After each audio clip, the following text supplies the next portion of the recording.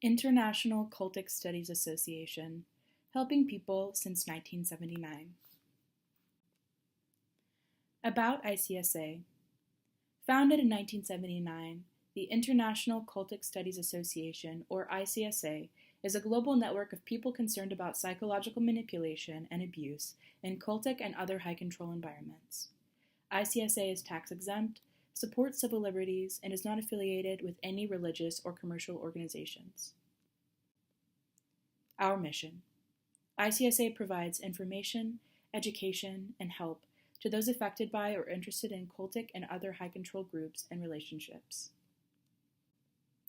Join or donate today at icsahome.com/membership. Disclaimer.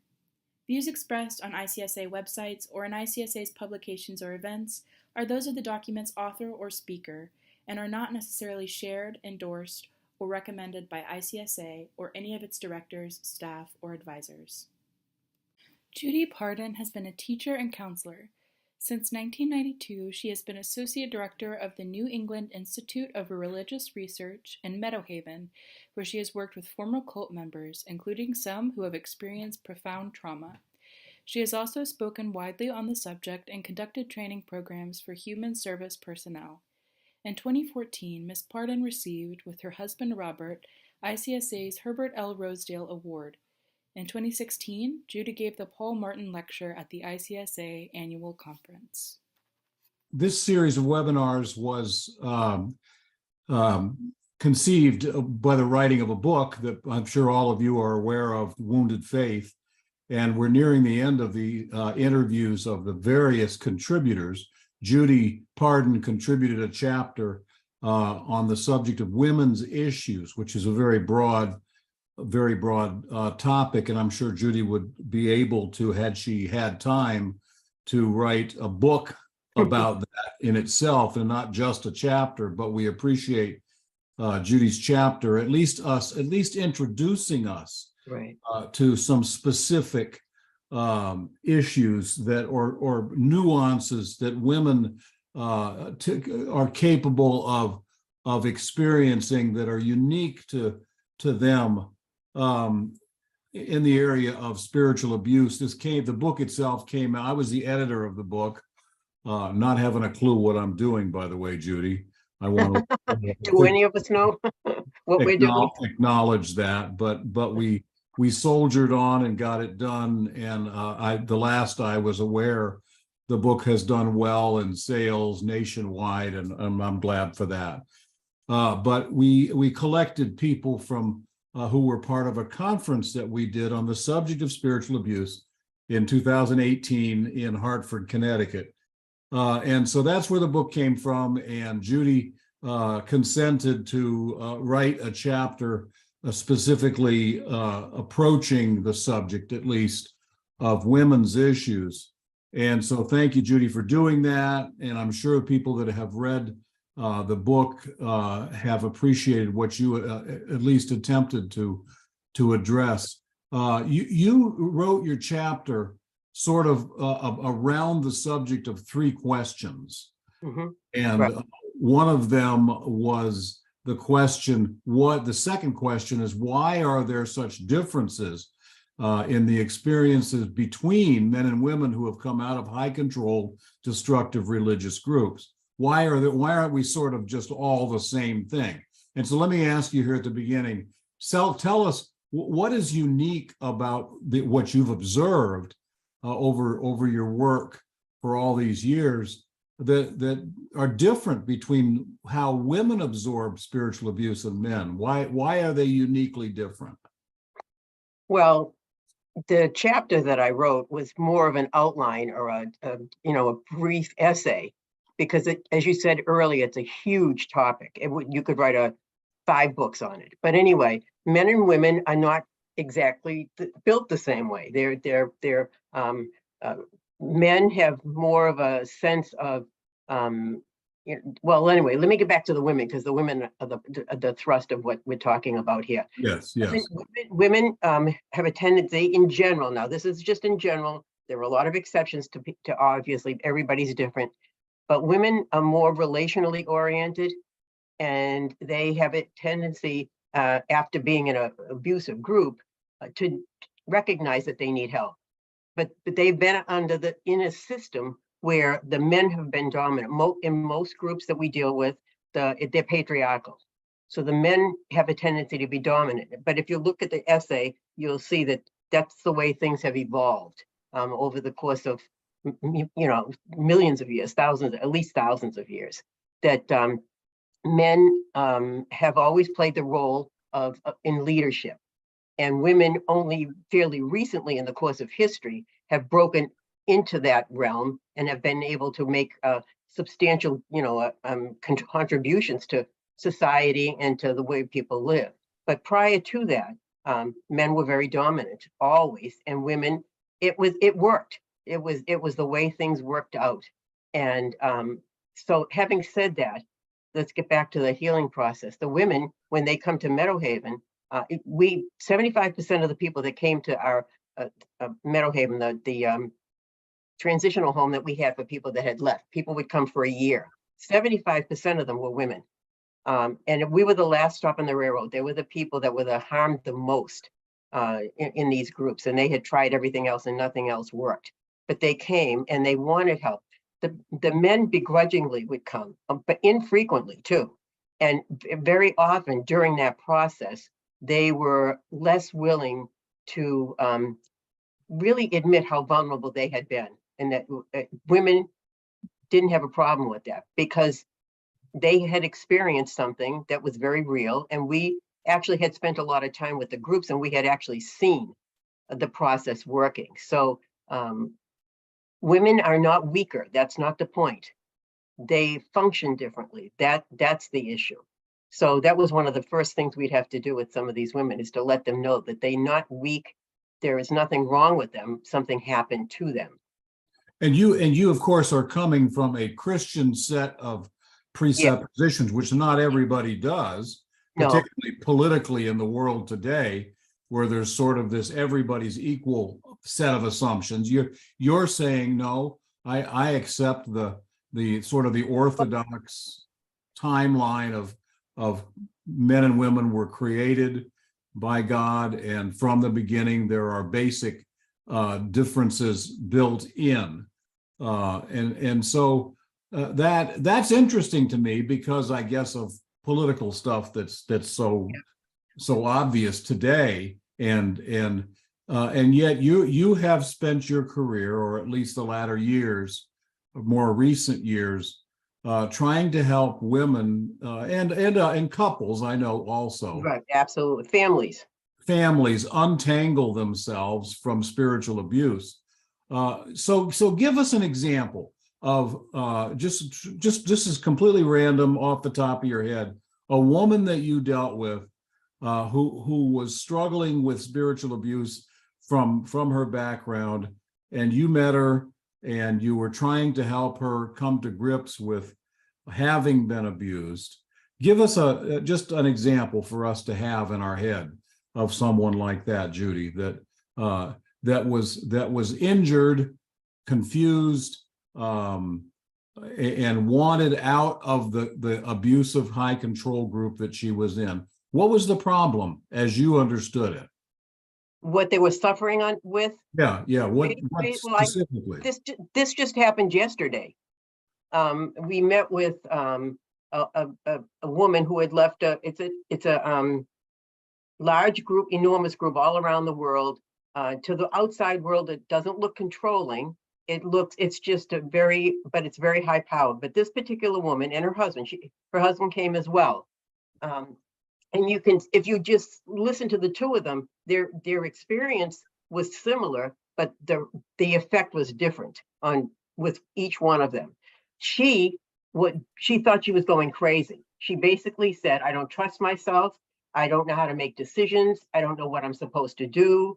I don't know where to go to get help. Now, she was in a mainstreamed organization that she lived in society. So you would say, well, you live in society, you ought to know where the places to go to get help are. She had no idea because she hadn't been allowed to make those kinds of decisions. The major decisions were made by her husband, and in the leadership of the group, which were all men.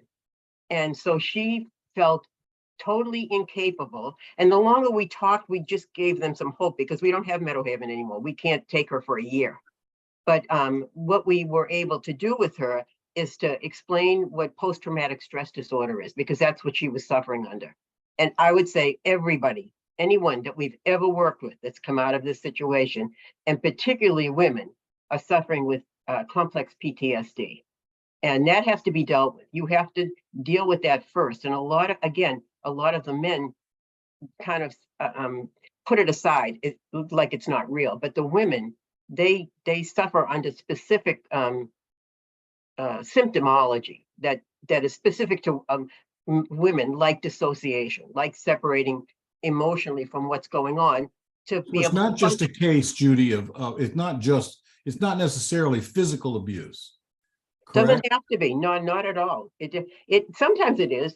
A lot of times it's even sexual abuse, but it's not. It doesn't have to be. If it's the issue of control and taking away your autonomy, your ability to make a decision on your own, and to know that you've worked through it, however you choose to do that, getting help from whomever you choose. But that doesn't work out in these high control groups. They're not allowed to do that. So the people that we work with, as I said, this is on a continuum. Some groups are less controlling. They're less difficult to leave. And the women did have maybe a little bit of opportunity to contribute to their own lives in a particular way. The ones I'm talking about, that's not the case. They were at the other extreme of the continuum. And they were so damaged, so I hate to use that word, but they were so affected by it that they really didn't know what to do. And sometimes what happens is they go to one or two extremes. One, they're so docile and so wanting us to control the situation, because that's what they're used to. And then the other extreme is they're out, no one's going to tell them what to do. They get belligerent and angry, which is expected. We expect all of this. And it's taken, this was a particular woman that came, she actually came twice to MeadowHaven for a year, and then came back again for what she called a tune-up. But anyway, when she came, she was belligerent and angry, because in her group, she was so traumatized because of what they had done, that she lost her ability to speak for a short period of time. It was like a shock. She was in shock because of the things that they said to her and told her about herself. And she believed them all. And after she had been with us for a while, she began to change, but it took her a whole year. And now she's, after the second time, she's really doing very, very well and making her own decisions. But it was a very difficult transition for her to do that.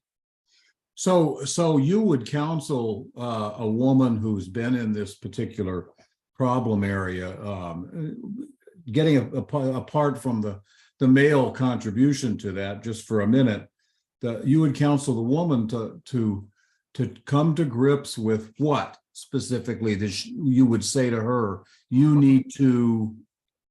Again, we let me just explain about the spiritual piece of it, because we don't go down that road initially.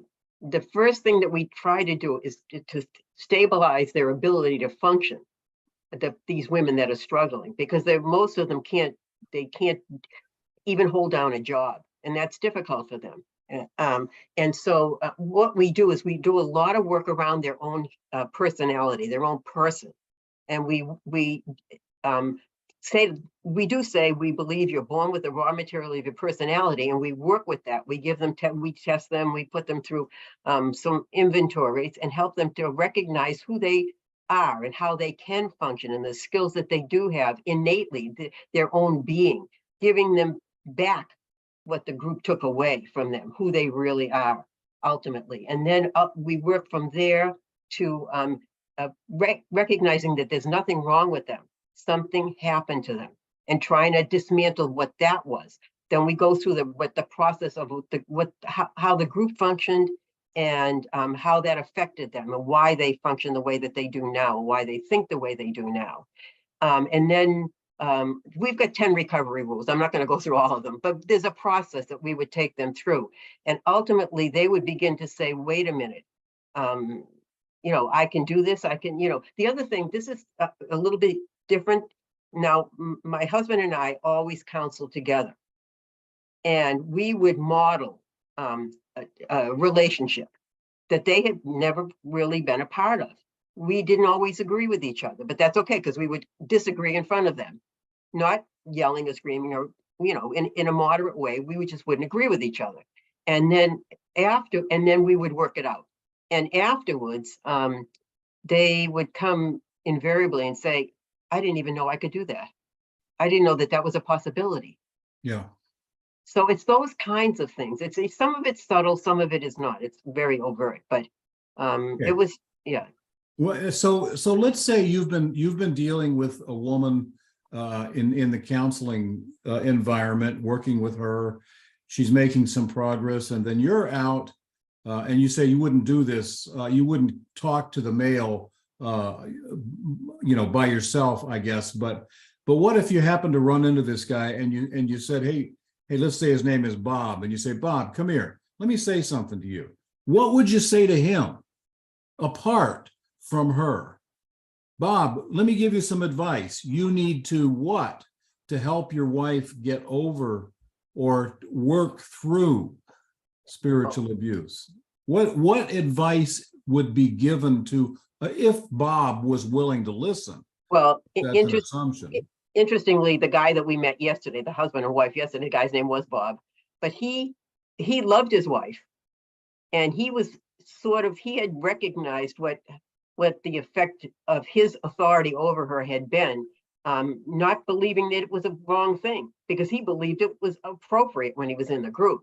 Now that he's been out a little while, not very long, by the way, it was like the blinders were taken off, and he could see reality, and he was appalled, because he could see her coming apart at the seams. And so just to give her space to be able to function, to go through what she needs to do, and not make any demands upon her that she wasn't ready to give at this point, because she didn't want to be anywhere near him. She loves him too, but she can't get anywhere near him at this point because of all that's gone on. And so she, we kind of walked through because we don't have the residents anymore. And I'm almost 80 years old. I'll be 80 in August. That's one of the reasons why we had to close down the place. But we can't make a commitment to a long-term relationship of healing right now. So we were heading them. That's what we were trying to do, finding resources for them to get a long-term counselor, and then they would work individually and then together. So he was willing to do it, though. So he had some openness to what was yes, going he did. on. He really did. That was a real blessing. Yeah. Okay. Okay. So Judy, let me ask you, in your chapter, you make the statement, when confronted with a life or soul-threatening experience, we have options available to us. You said to fight, to flee, or to freeze. Freeze. That's a big one. Which is interesting, and I was intrigued by that. But what does that mean? Tell us what that means for the purposes of the chapter that you wrote. You said that, and I just really thought of a rabbit. When you come upon a rabbit, they freeze, and they think you can't see them, and you can't see them. And that's kind of what happens when you freeze emotionally, and you don't make a decision. You kind of become numb, and you can separate from what's going on, especially when women are more adept at doing this. This is where the male-female thing comes in as well. Women are much more adept at dissociating. That's a strategy. They don't consciously do this necessarily, which if you're not familiar with the term, it just means that you separate yourself from what's going on. It's like standing outside of yourself, and you just let it happen. So it almost looks like acquiescence on the part of the female, when in reality, she could be numb and not feeling anything. It's just like shutting down and letting it happen. And it's not, because they don't have the physical strength maybe to fight back, or they can't run, they can't get away. So the other option is to do nothing and just let it happen. Well, that's interesting. And men are not typically that way, would you say? Well, they can be. It can happen to men too, but most of the time in our experience, now I'm just giving you 30 years worth of experience here. It's usually women function better that way. And there's so much more psychological and psychiatric conditions that lend itself to dissociating like that, and that women experience more than men. Yeah.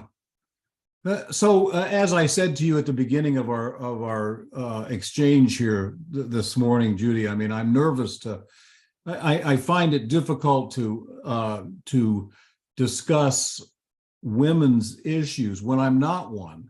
Yeah.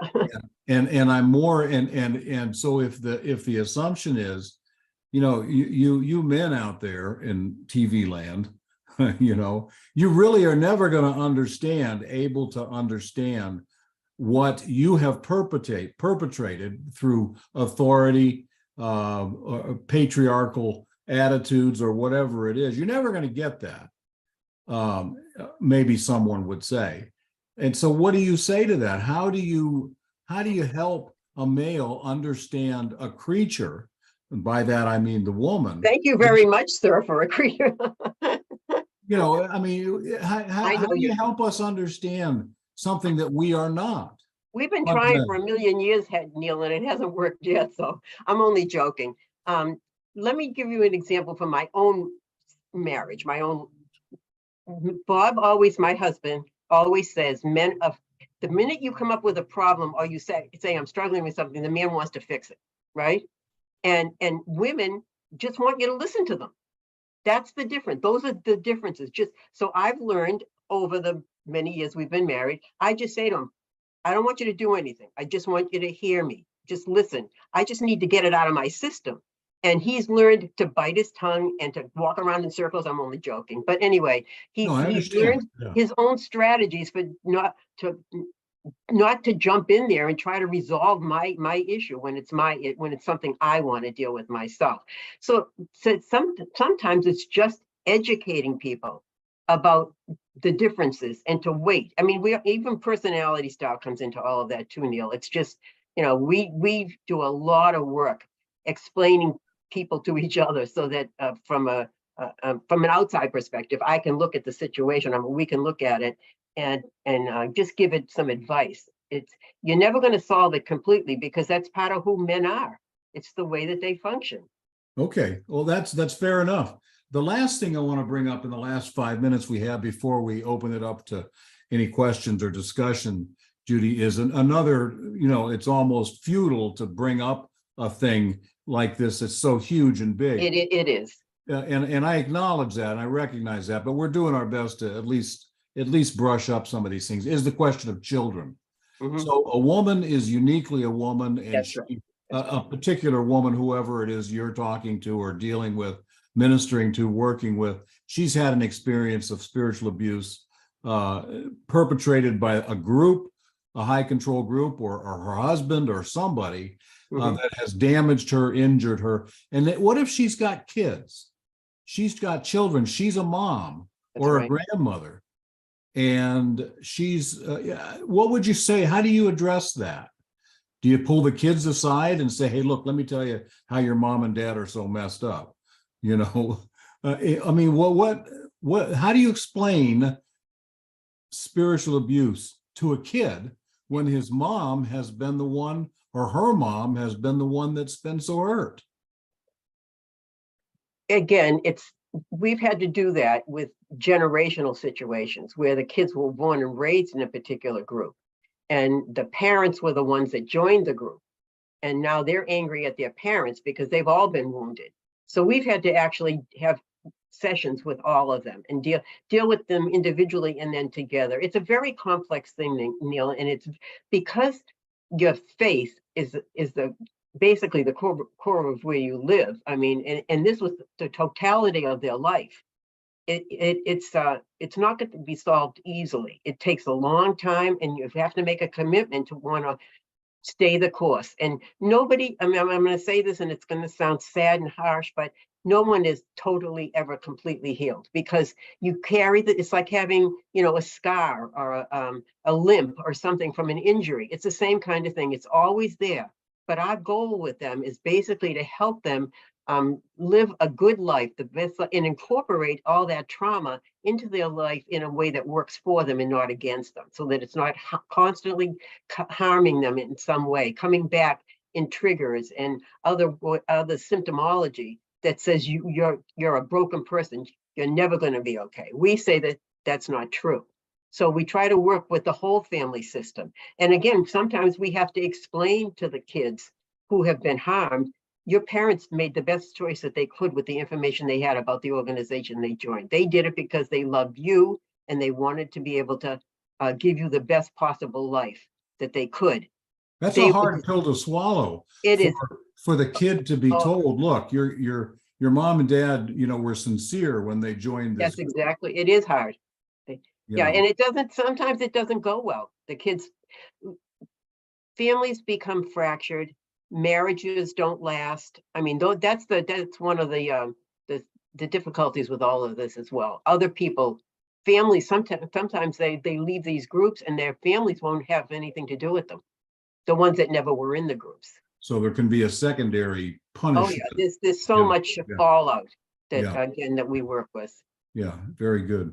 All right, Judy, we appreciate your contribution in the book and today as well. And I'm going to turn it back to Nava, see if there's any questions that people want to raise.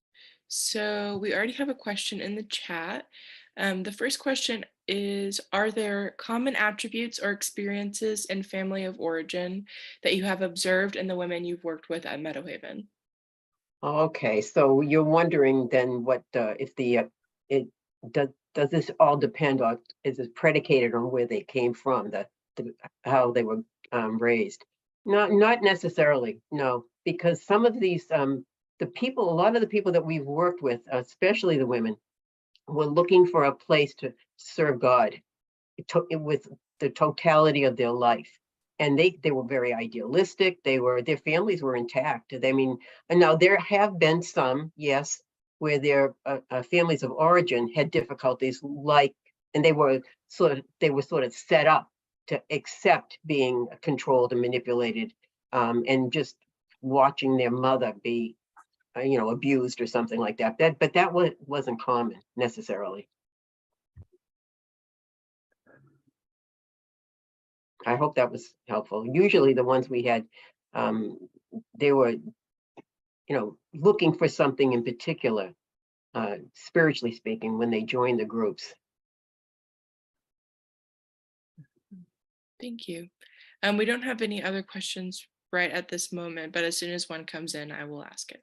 So while we're waiting to see if another one, a big question popped into my head, Judy. So we have sought to look at the question of women's issues. In the big high control groups or cults, whatever the proper word to use is there a difference between how the witnesses, the Mormons, the 12 tribes, Christian Science, how these groups have related to the women in their communities? Have you noticed anything unique, or is it universal? Well, it's in degree more susceptible to treating women in a certain way as opposed to Jehovah's Witnesses or something. Well, I would say that it's a matter of degree.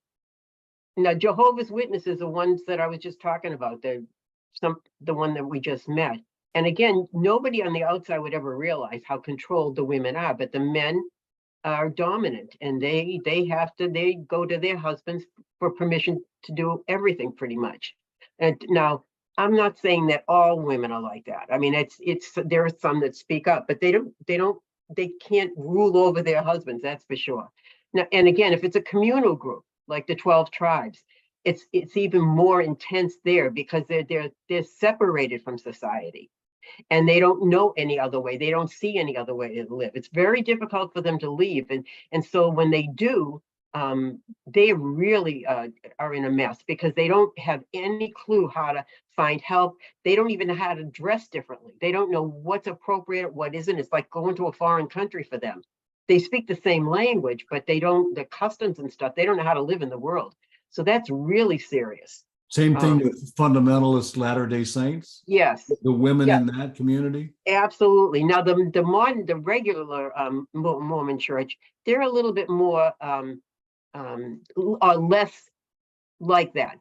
I would, again, it's so different in some of the groups. You mentioned another one. My brain just went dead, but it's just, It's we can Christian see. Science. I mentioned Oh, Christian. yeah, you don't even want to put them in the same mold because Christian Science believes or teaches that the material world doesn't really exist. So it doesn't make any difference if you're male or female. I mean, nobody admits to anything in that group. We're doing a support group for former Christian scientists, and that's a group of, for all of you people out there that are interested in this stuff. They have never been ministered to by anybody. So this is the first. Some of them are in their 80s, and they've never ever been ministered to or helped in any way whatsoever. So this coming out into this world is scary for them, really scary. Different mindset. It's unique. We're having to learn on the go with them because it's not, you can't compare them to other groups. Okay, interesting. We have another question. Yes. She asks, I have been trying to help and offer support to a husband whose wife was badly abused sexually by her father in the cult she grew up in. His wife denies that it was abuse, but rather claims it was affection and love. It is very hard for him because he does see the damage in her life, but she does not or is in denial. What advice would you give to this husband? First, was he in the group as well or no? Um, no. Okay, so he's never been involved, but he sees the damage that's been done by what happened. So I think that is she going to counseling, or because that would be the very first thing. Maybe as he could take her with him and say they're having difficulties in their marriage if they're struggling, and then bring up the issue together so that it's, and that he's willing to help her.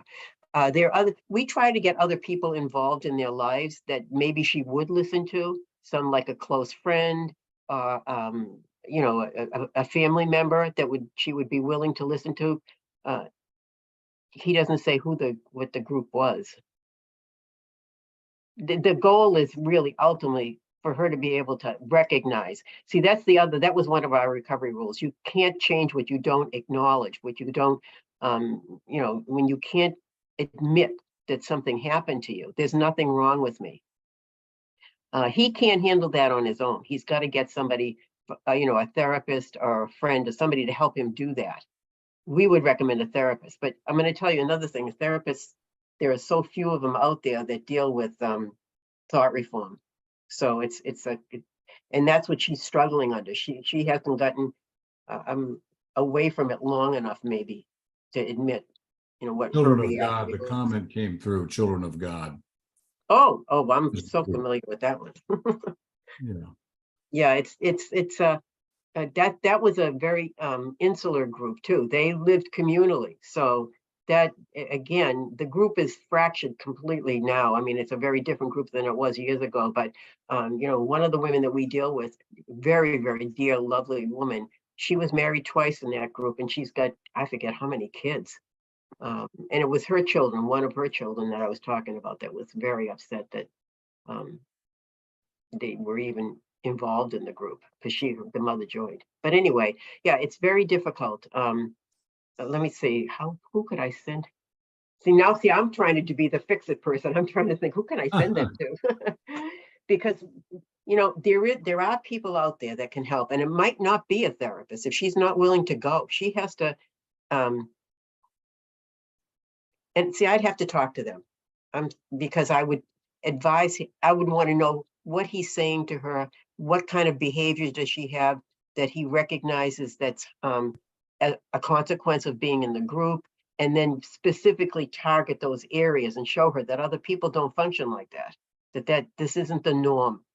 How long have they been? I've got a million questions. Don't go down. Tell them to call me.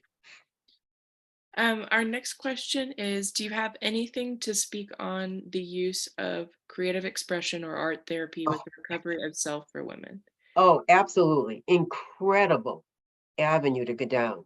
I would say the woman that I told you that came to MeadowHaven twice, since she's been out of her group, she was in the military too. That was another thing. But she's gotten involved in art. She's been painting, and she didn't even know she could paint. And it's like the world has opened up, and it's very cathartic for her. Another woman that we work with that has dissociative identity disorder, which is multiple personality disorder. That's what they used to call it 100 years ago. She's another one. She takes junk and she creates all these incredible things, but it's all speaking to her pain. And yeah, it's an incredible strategy or tool.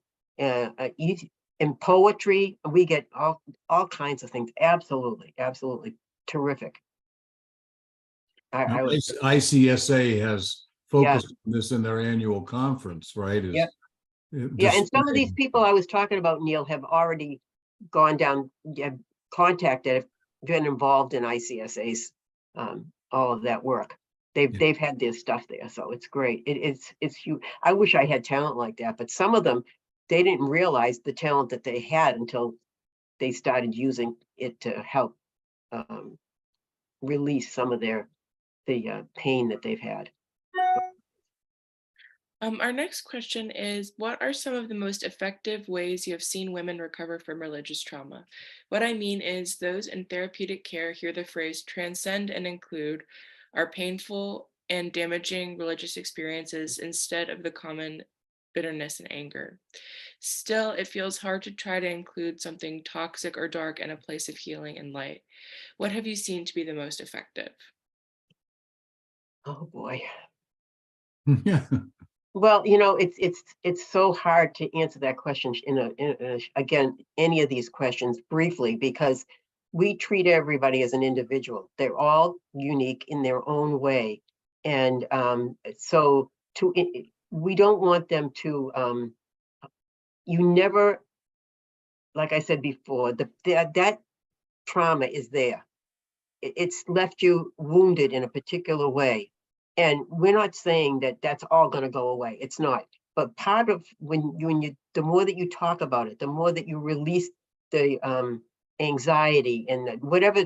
See, I don't know the symptomology, but the diffuse the symptomology, get rid of that ultimately first, and then that's PTSD, the complex PTSD, and then work through the one thing that the hardest thing to do is to work through the theology, the spiritual stuff that went on, because God was involved in this, and that's a really hard thing to recover from, believing that God was instrumental in your pain and your abuse.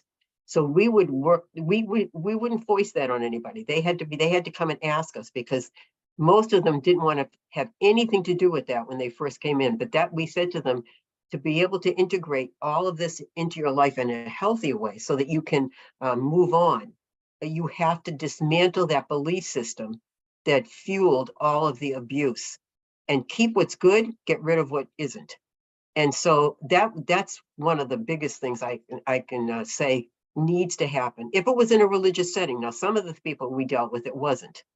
And that's even more difficult, because if you can help them sort through the spiritual piece of it, it gives them more of a peace about their life. It doesn't take away, what happened. It just makes it manageable. Then it's like having a book that you can close up and put on the shelf. It's there if you want to look at it. The memories are always going to be there, but you can choose to look at it, and it doesn't have this sting anymore. It doesn't create the pain. The triggers don't come anymore.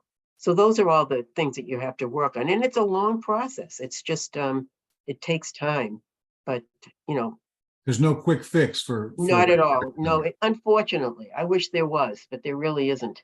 And part of it, though, Neil, is the willingness to face what happened, to deal with it, for that other woman that we were just talking about.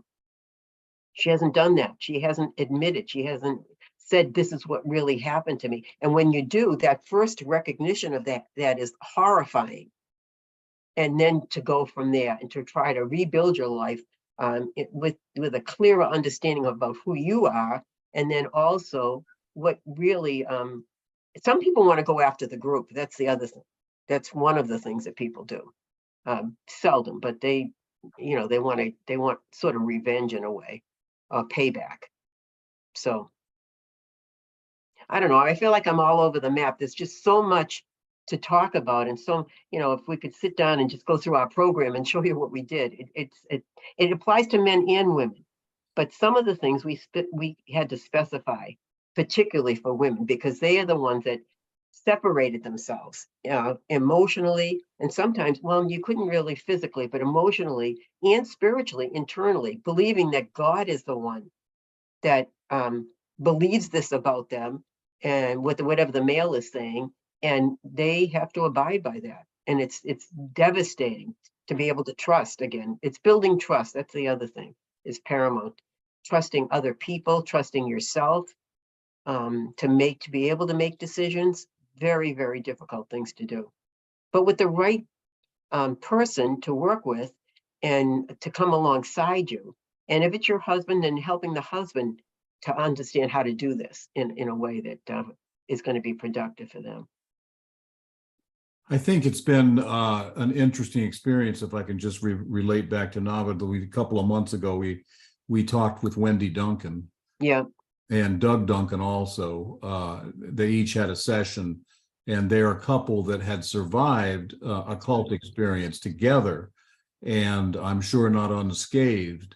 But as we said at the beginning, Judy, this was a huge subject for us to attempt to approach in an hour. I know, absolutely. And so, yeah, any more, Nava? Our next question is, do you have any experience with support groups that deal with relational trauma? There are 2 such groups with which I'm involved that could be helpful. We've run support groups like that before, but not recently. And they do, usually we would work with the couple first. It's hard to bare your soul with other people that you don't really know. And trust them even with some of the things that you want to discuss. But it's just, we would work with the couple. First of all, what we would do is work with the couple, each individual separately, and then bring you together. This is that couple I mentioned earlier that we just talked to. That's what's going to happen, is they're going to have separate, they're going to meet with separate people and then come together with a counselor. So. And then they didn't say anything about a support group, though. COVID messed up a lot of things. It prevented a lot of things from happening. Our next question is there a point in the recovery process in which the issue of forgiveness is introduced? How have you approached and defined the issue with those who have been abused? Oh my goodness, that is the most difficult topic. And again, we used to, before COVID, we had support groups regularly that would meet, and that we have done workshops on forgiveness. We've done a lot of work around forgiveness. And because the reality is, forgiveness is for you, not necessarily for the person you're forgiving. It's to take the load off of you, the weight off of you, so you're not holding on to that because it's draining. But anyway, that's a short thing to say, but it's very difficult to do. We've had people say to us, don't you even mention that word. There is no way I'm ever going to forgive. And I don't blame them. I mean, I think we totally understand that. But eventually, after listening to other, it's good in a support group setting, because they listen to each other, and people are at different stages of this, and they hear the benefit to it and the reality, but they don't have to go down that road initially by themselves. It's a really pivotal thing. That's really when a lot gets released, is when you can say, I forgive you. You might never say it to the person, but in your own heart, you say it, I forgive you, and I'm going to let it go. Huge. And an illustration of that is the chapter in our book that Doug, once again referenced, Doug Duncan, wrote on forgiveness. And initially, he said, I can't do it. Yeah. He was approached about writing a chapter on forgiveness, and he initially said, First of all, he said, yeah, I'll try it. And then he decided, no, I can't do it. And then he did do it. Yeah. And it's a powerful chapter, I think. So yeah, this is a basic issue. Yeah, it doesn't mean reconciliation. It's got nothing to do with that. Well, it does have something to do with it, but the end result may never be reconciliation. That's not the point. If the point is to take the weight of all of the trauma off of you and let it go.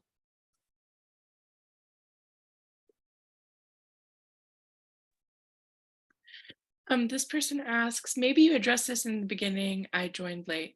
Do women typically have a harder time recovering because they/we have been socialized more to listen more and speak less? What is the role of finding your voice, and how might you recommend women to do that? Oh, yeah.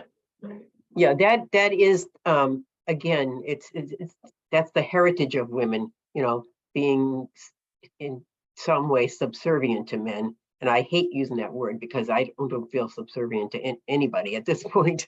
But the reality is that we live looking through our own assumptions about things. And one of the assumptions was many years ago that women should be quiet or in private discuss what they need to and not speak up.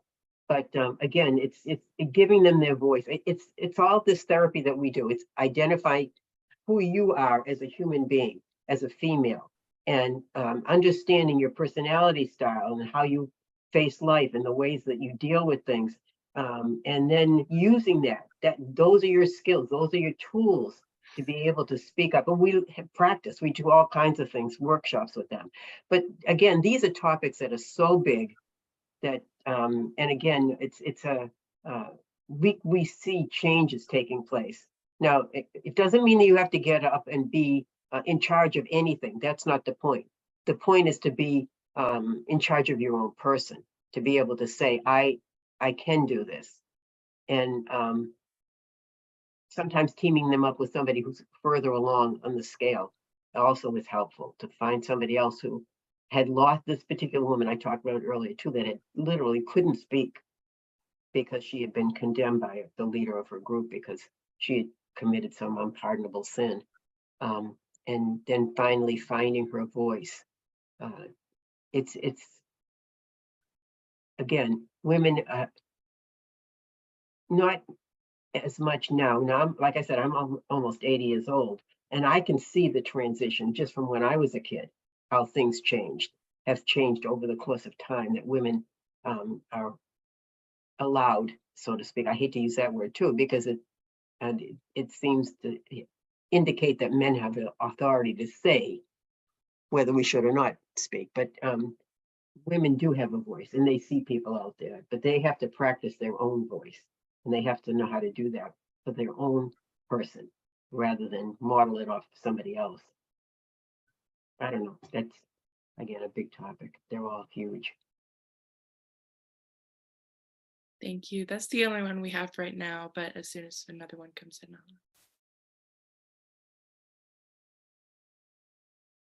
Well, in some ways, I feel like almost this is not to lay this on you, Judy, but it almost feels to me like in some ways this is the most important chapter in our book, because it is a huge subject, a very common subject. There's a lot of confusion, it seems to me. I'm still thinking the issue of male and female through, and then it doesn't help that culturally. That's right.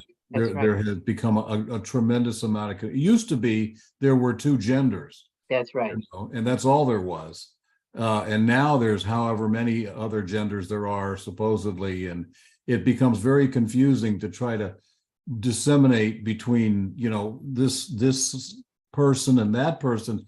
What are they expected to do? How are they expected to understand themselves, their position in a group, a religious group, let's say a church or a community of some kind? How do they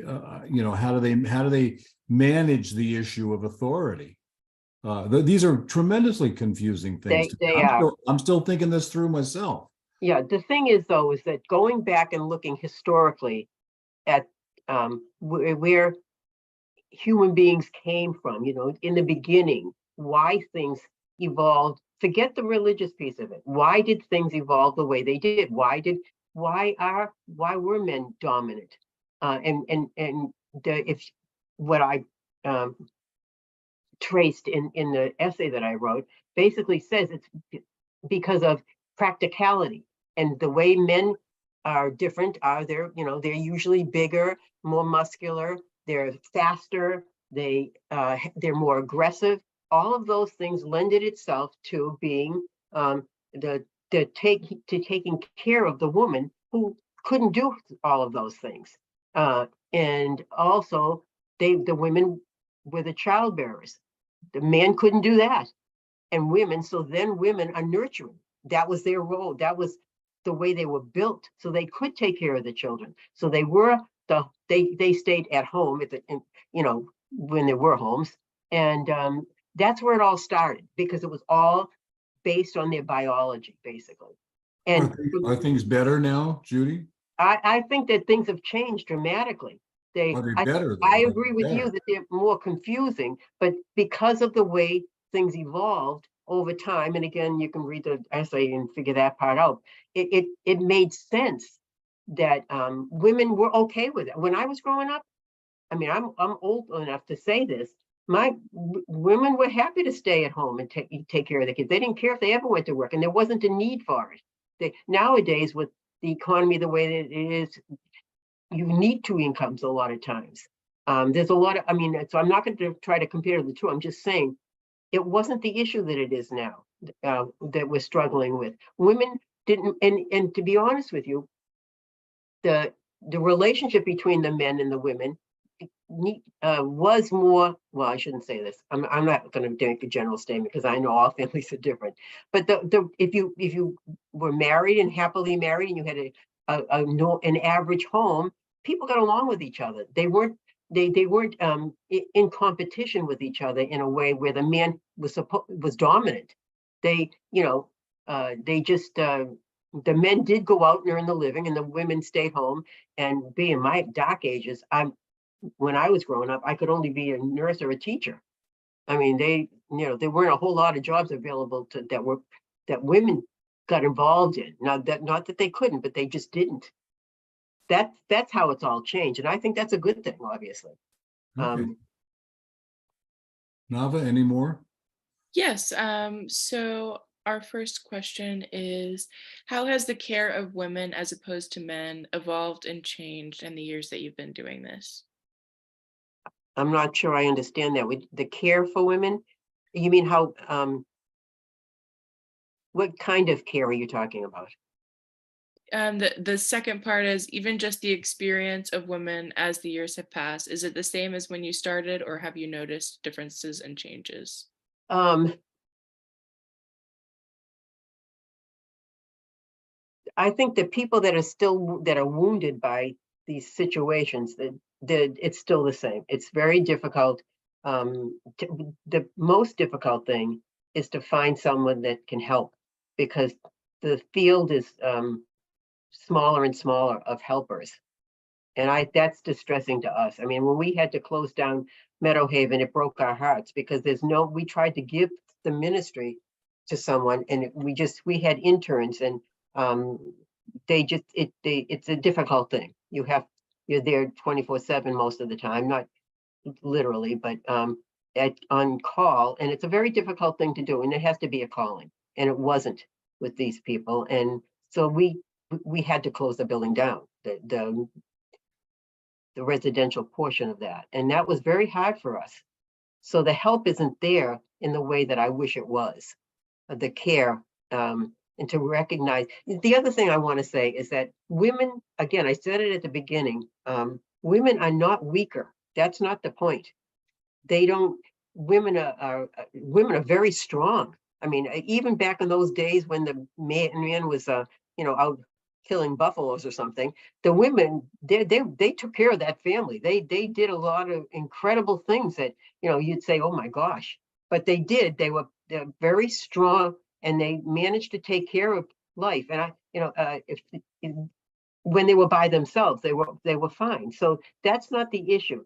The issue is, if they're weak, it's only weakened strength, physical strength. It's the things that you can't change that. There's nothing you can do about that. So you need to depend on somebody else that's stronger than you to lift a log up or something.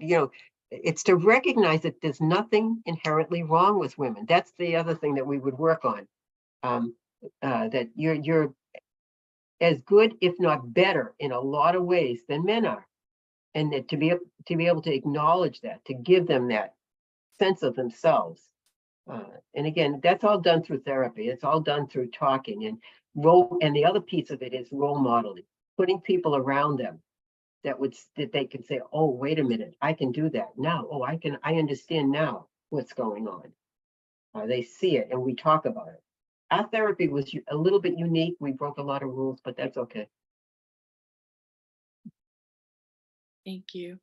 Don't tell anybody that, by the way, please. The what? I said, don't tell anybody that we broke a lot of rules. Our next question is, how do you counsel either a man or a woman who is crippled by the freeze response mentioned earlier? How do you help people gain the courage that they need to act? And there's another question about a similar thing, which is, I've been hearing recently about the appease and please as part of the response to traumatic threats. Does this relate any way to freeze, or do you have anything to say about this particular to women? All right, I've not heard that phrase, but I think sometimes what people do that are being abused is they give in a little bit to lessen the abuse. They think it's going to lessen. It doesn't change anything. I mean, that's as far as I'm concerned. The people that are the abusers are going to do what they do. It's in their nature. It's not nature, but in their authority. They have authority over you. I think, what was the other question? It was, how do you counsel either a man or woman who is crippled by the freeze response mentioned earlier? How do you help people gain the courage they need to act? Help them to recognize what they're doing, because they don't always realize that they just will say, I'm numb, or they have no understanding of that. That's really a strategy, that psychological strategy that people fall into, and they don't realize they're doing it necessarily. So to help them to recognize what's happening, and then work with that, give them tools that they can use for their own person to get the help they need in the moment. So, thank you. Our last question is, would you suggest that in general, women counsel other women and men counsel men in these issues of abuse? Oh boy, that's a tricky one. It depends on the person. We've had many of the women that we've worked with have been sexually abused. And so, well, first of all, Bob and I, we always counsel together for that particular reason, so that there's no trigger there. There's nothing, because he has things to offer that I don't. And so we work very, very well together. And but there have been times when somebody has said, it's interesting, because again, when they're used to taking direction from a man, then they're okay with that. They will sit with the man and take direction. And that's another thing we don't want. We don't want them to feel like, well, here goes another guy is going to tell me what to do and I have to do it. They wouldn't think that, but they're so used to being told by a man all about their own self. So now I'm a female and I'm giving direction. And so we've had instances where, a couple of instances where somebody would say they didn't want to talk to me at all because some woman in the group triggered them and they didn't want to have anything to do with me, and they would only talk to Bob. And that didn't last long, but or else the other way around, and we would always give them that opportunity. We would say, if you're uncomfortable with having both of us here, then you can talk to us separately, but you're safe. That's the most important thing, to make them feel safe and give them power over their own decisions. So we would always tell them, we're not going to tell you what to do. You're going to have to make choices. We'll give you choices to make. We'll give you the opportunity to make a choice, but you have to do that. We're not going to do it for you, because that's what's happened to them. They would ask us, tell me what to do, tell me what to do. And we would say, we still do that. We're not going to tell you what to do. These are some choices you might choose from, but the choice has to be yours. because they're not used to that. Thank you for participating. If you're interested in continuing to support ICSA, please join or donate at icsahome.com/membership.